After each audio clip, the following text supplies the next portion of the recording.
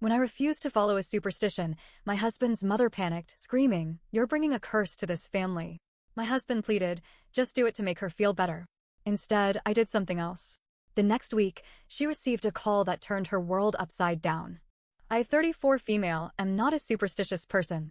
I don't believe in bad omens, curses, or the whole energy thing that some people are obsessed with. My husband, Mark, 36 male, also isn't superstitious, at least I thought he wasn't. Turns out, when put in a situation where logic goes against making his mom happy, he picks her every time. His mother, Agnes, is deeply superstitious. Like, doesn't leave the house on certain days, carries a lucky chicken feather in her purse, and has a personal psychic on speed dial, kind of superstitious. The first time I met her, she read my aura by making me hold a piece of quartz while she whispered over it. When I didn't react properly to her findings, she decided I was skeptical, correct, and that I needed to be careful, whatever that meant. Fast forward to when Mark and I bought our first home. It's a charming old house in New Orleans, and we loved it immediately. But Agnes? The second she saw it, she made a face like I'd just shown her a crime scene. "You didn't check the history before buying?" she asked, eyes wide. I told her the house was built in the 1940s, had a few previous owners, but no weird history. No murders, no disappearances, nothing haunted. "That you know of," she said, shaking her head. I laughed it off. Bad idea. A week after moving in, Agnes showed up unannounced. In one hand, she held a bundle of dried sage, and in the other, a giant container of salt. "We need to cleanse the house," she said, brushing past me like she owned the place. Mark, instead of backing me up, just sighed and said, "Babe, let's just do it to make her feel better." No, absolutely not. I told her I wasn't doing a salt ritual, and that if she was that worried, she could do it herself. Agnes gasped, like I just announced I was sacrificing a goat in the living room. "It won't work unless the lady of the house does it." I rolled my eyes. "We're fine, Agnes. The only thing haunting this house is the water pressure in the upstairs bathroom." Mark gave me a look. Just let her do her thing." "No," I said. "I'm not going to stand here rubbing salt on my doors like a lunatic." Agnes went pale. Then she started muttering under her breath. Then came the full-on wailing. "You're bringing a curse to this family," she shrieked. She turned to Mark, grabbing his arm with a grip that could break bones. "Tell her. Make her do it." Mark hesitated. "Babe, just no." Agnes glared at me like I was the human embodiment of a shattered mirror. Then she stormed out, still muttering about dark energy and bad omens. I thought that was the end of it. It wasn't. A week later, Mark's phone rang. I barely had time to react before I heard screaming through the speaker. It was Agnes. "It's happening. The curse. It's happening. You have to come now." Mark jumped up so fast he knocked over his coffee. "Mom, what? What's happening?" The psychic is dead." Now, I had no idea what she was talking about. Apparently, Agnes had been seeing the same psychic for over a decade. A woman named Miss Patty. She called me last year and warned me that if I didn't cleanse my home and my family, the dark energy would come to collect. I burst out laughing. I couldn't help it. Mark shot me a look and grabbed his keys. "Let's just go check on her." We drove to Agnes's house, and she was sitting at the kitchen table, looking like she'd seen a ghost. "She died, Mark," Agnes whispered, gripping his arm. "Just days after your wife refused the cleansing." I pinched the bridge of my nose. "She was an old woman, Agnes." "She wasn't that old," Agnes snapped. "And that's not all. My cousin's son, he broke his leg yesterday. And this morning, my friend Susan called me. Her cat died." I looked at Mark, waiting for him to say something sane. Instead, he rubbed his face and muttered, "Babe. I know it sounds crazy, but maybe just do it now? Just in case." I could not believe this was happening. "No," I said again. Agnes stood so fast her chair screeched against the tile. "Then whatever happens next is on you." At this point, I was done. If logic wasn't going to work, maybe I needed to fight fire with fire. I called my friend Priya. Now, Priya is not a witch, but she is a psychology major who loves messing with people. The next morning, I showed up at Agnes's house with my own cleansing supplies. I had a bundle of dried rosemary, basil, and mint, straight from my kitchen, a small bowl of black salt, actually just charcoal and table salt, and a fake spell I copied from a random fantasy book. I waved the herbs around dramatically, muttered some nonsense, and then threw the salt in a circle. Then I clapped my hands 3 times and took a deep breath. Agnes's eyes were huge. What was that?" I looked her dead in the eye and said, countering the curse. Mark had to leave the room to keep from laughing. Agnes stared at me for a long time. Then, finally, she whispered, I felt something. A shift. I nodded solemnly. By the next day, she was convinced the dark energy was gone. She told her friends that I had protected the family. And Mark? He still sleeps next to me every night, knowing damn well I got the last laugh. For a while, things were peaceful. Agnes stopped muttering about curses every time she saw me. She even smiled at me during dinner once, which was a first. She had fully convinced herself that my counter-curse worked. Mark was relieved, and honestly, so was I. But then, strange things started happening. It started small. A picture frame in our hallway fell off the wall in the middle of the night. No earthquake, no breeze, just a loud crash at 2 a.m. Mark shot up in bed. What was that? I groaned and pulled the blanket over my head. The ghost of common sense trying to get your mom to let this go. He didn't laugh. He got up, checked the hall, and came back pale. The nail is still in the wall, he said. It didn't just fall. It was like, knocked off. I rolled over. Then we have a very aggressive draft, and I'll deal with it in the morning. Mark didn't say anything, but I could tell he wasn't convinced. Then, a few days later, I woke up to find our front door wide open. We have a security system. No alarms went off. No forced entry. No signs of anyone breaking in. Mark double-checked everything. The lock isn't broken, he muttered. It's like, it just unlocked itself. I sighed. Mark, you probably forgot to lock it. I did lock it. I rolled my eyes. Then we have a very polite burglar who just wanted some fresh air. But deep down, I started feeling uneasy. When Agnes called later that day, I almost didn't pick up. But something told me I should. She skipped the small talk. You need to come over. Now. I frowned. Agnes, what? I had a dream, she said breathlessly. A vision. I pinched the bridge of my nose. Agnes, I swear, you were in danger, she whispered. The cleansing, it wasn't enough. That caught my attention. I laughed, but it felt forced. So what now? Do I need to sacrifice a goat in the backyard? This isn't a joke. I sighed and agreed to come over, mostly to prove to her, and myself, that nothing was wrong. But when I got there, she looked terrified. I saw a shadow in my dream, she said. It was in your house. I didn't have the patience for this. Agnes, you've been saying something bad was coming since the day we moved in. Eventually, something was going to happen. It's called life. She shook her head. No, this is different. I was about to shut it down when she reached into her pocket and pulled out a small black bag. I took a step back. Oh, hell no. It's protection, she insisted. I refused to take it, but she shoved it into my hands anyway. Put this under your bed, she said. Do not open it. No matter what. I wanted to throw it in the trash right then and there, but something in her eyes made me pause. So I took the bag home. And that's when things got so much worse. That night, I had the worst sleep of my life. I kept waking up, feeling like someone was watching me. At one point, I swore I heard whispering. Mark was fast asleep, but I lay there, heart pounding, listening. Then bang. Something slammed against the bedroom wall. I sat up so fast I nearly fell out of bed. Mark shot up next to me. We both turned toward the noise. Nothing was there. But then we heard it. Footsteps. Slow, deliberate, coming from the hallway. Mark grabbed his phone and turned on the flashlight. He got up, heart racing, and opened the door. The hallway was empty. But our bedroom door? It had scratches on it. The next morning, I was done. I grabbed the bag Agnes gave me and yanked it open. Inside was a bundle of herbs, some kind of string, and something that looked like dried bones. Nope. Absolutely not. I drove straight to Agnes's house and threw the bag on her kitchen table. What the hell did you give me? She gasped. You opened it? Yes, I opened it. And you know what? Ever since I brought that thing home, weird stuff has been happening. Agnes looked genuinely shaken. You should have never opened it. I scoffed.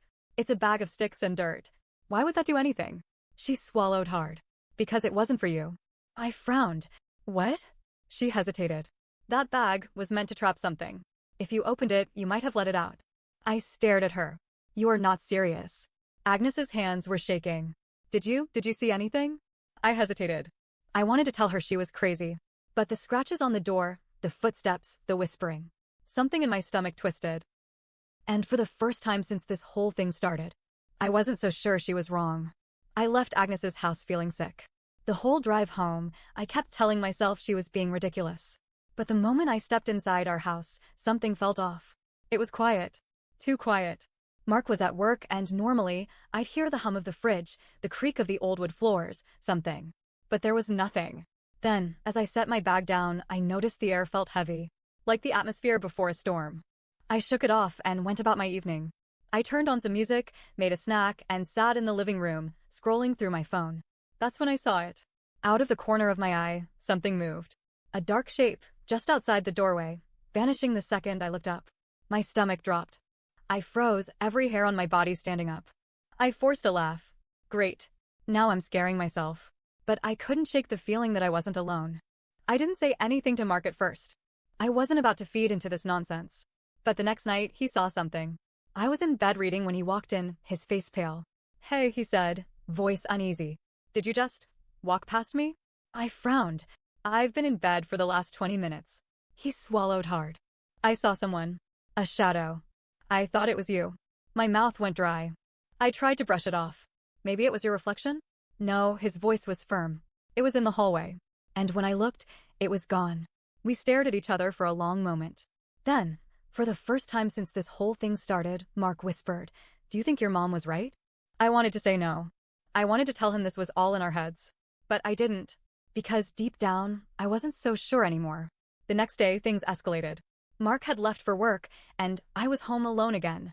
I tried to keep busy cleaning, watching TV, anything to shake the uneasy feeling. Then, while I was folding laundry, I heard it. A thump. It came from the bedroom. I froze. Listened. Another thump. I grabbed my phone and slowly walked down the hall. My heart pounded as I reached the bedroom door. It was coming from the closet. I swallowed hard. The door was slightly open, a sliver of darkness peeking through. I took a deep breath, yanked it open, nothing. Just clothes. Boxes. The usual. I exhaled, shaking my head.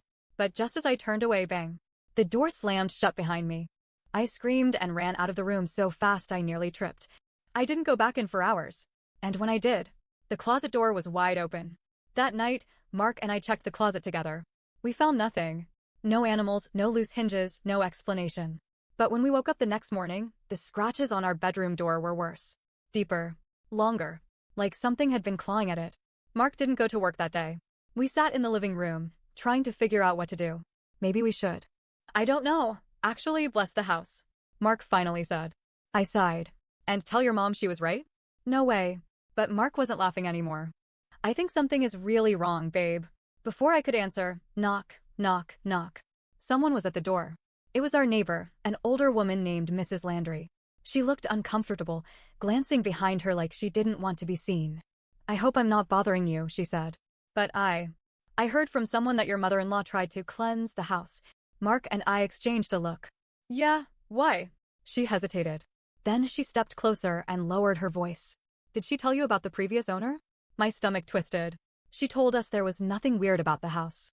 Mrs. Landry pursed her lips. Then she didn't look hard enough. She sighed and glanced back at our house like it made her uneasy. "The man who lived here before you, he moved out overnight. Left everything behind. He wouldn't even come back for his furniture." I felt a chill run through me. "Why?" She hesitated. Then she said, "Because he swore something was living in the walls." Mark and I went completely still. Mrs. Landry sighed. "He said he'd hear whispers at night. That doors would open on their own. That he'd see shadows." Mark let out a slow breath. "Did he ever say what it was?" She hesitated again. Then she said something that made my blood run cold. "He said it didn't want him. It was waiting for someone else." I swallowed hard. "Someone else?" She nodded. "A woman. Someone new." The hair on my arm stood up. Mark wrapped an arm around me, pulling me close. Mrs. Landry exhaled. "I thought it was nonsense." I really did. But I've lived on the street for 30 years, and I've seen a lot of people come and go from that house. None of them lasted. I wanted to tell her she was wrong. That this was all just superstition. But deep down, I knew she wasn't. Because I wasn't sure how much longer we would last, either. After Mrs. Landry left, the house felt different. It wasn't just me anymore. Mark saw it too. Heard it. Felt it. We tried to act normal. We went to work. We cooked dinner. We watched TV. But every night, we both lay awake, waiting. Listening.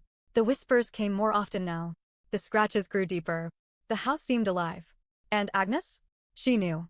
She called Mark constantly, her voice frantic. "You have to leave the house. Take your wife and get out." But I refused. I was tired of playing into her paranoia. Tired of feeling afraid in my own home. So instead, I did the one thing I swore I'd never do. I called a psychic. I found her online, a woman named Celeste, with a reputation for being the real deal. When she arrived, She stood in our living room for a long time, eyes closed, breathing deeply. Then she opened her eyes and said one thing: "You should not be here." Mark and I exchanged a glance. "Why?" I asked, my voice unsteady. She studied me carefully. "Because it isn't after the house. It's after you." The room spun. Mark grabbed my hand. "What do you mean?" Celeste frowned. "Whatever this is, it was waiting for someone like her." She gestured to me. "It was drawn to you. The moment you refused the cleansing, it knew you were the one." I felt sick. I shook my head. That's ridiculous." But then Celeste said something that made my blood run cold. "Has anything followed you before? Shadows? Unexplained noises? A feeling that someone was there when you were alone?" My mouth went dry.